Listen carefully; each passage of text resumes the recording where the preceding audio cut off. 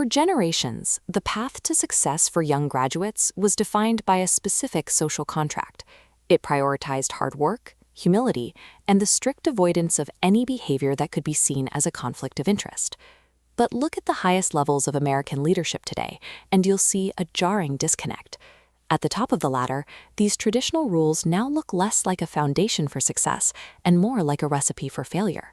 We are seeing the rise of a new framework, one where the behavior qualify a leader from public life now seem to be at the center of their strategy. If the old rules are for losers, we have to ask, how exactly is this new, chaotic curriculum being executed? This strategy has secured political and financial results that the conventional playbook simply can't reach. To understand how it works, you have to look at the specific tactics used to replace the old norms. The first shift occurs in how you manage direct conflict. Instead of answering questions, you immediately establish dominance by attacking the person asking them or dismissing the premise entirely. Humility is replaced by highly specific, bizarre boasts. You might claim to have a fertile brain, or when asked about a potential weakness, simply admit to being entirely corrupt. Vetting is turned into a power play. You provide references who actively despise you, like pointing a prospective employer toward your former attorney general. You lean into the negative feedback, showcasing an executive reference who once famously referred to you as an effing moron. This volatility serves a purpose. Arrogance and unpredictability don't disqualify a candidate in this system. They establish them as the person in control of the room.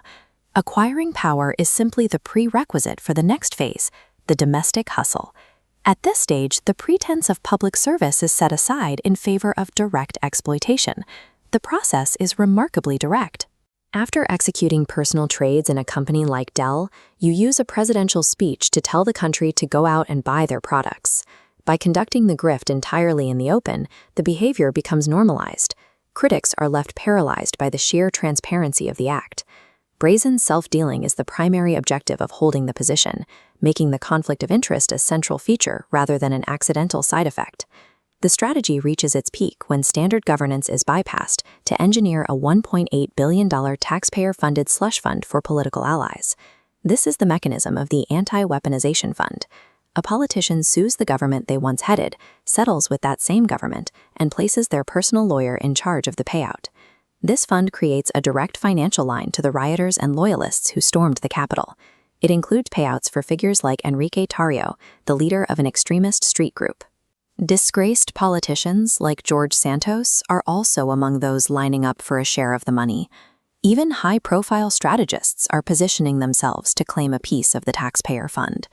In a strange twist, the only person publicly calling this fund blood money is Jacob Chansley, the QAnon shaman himself. This operation successfully redirects public funds into a private reward system, effectively paying for political loyalty with taxpayer dollars. But the $1.8 billion fund has a significant underlying problem. The DOJ estimates that tens of millions of Americans could technically be eligible for these payments. The math is clear. If you divide that fund by even 20 million people, the payout is exactly $90 per person. Rather than enriching the base, the fund serves as a mechanism to keep followers invested in the illusion of a reward. When the promised payout fails to materialize, that anger is redirected. It isn't turned toward the person who created the fund, but back toward the government institutions themselves. This creates a self-sustaining cycle of chaos. The public pays the bill, the followers stay enraged at the system, and the architect may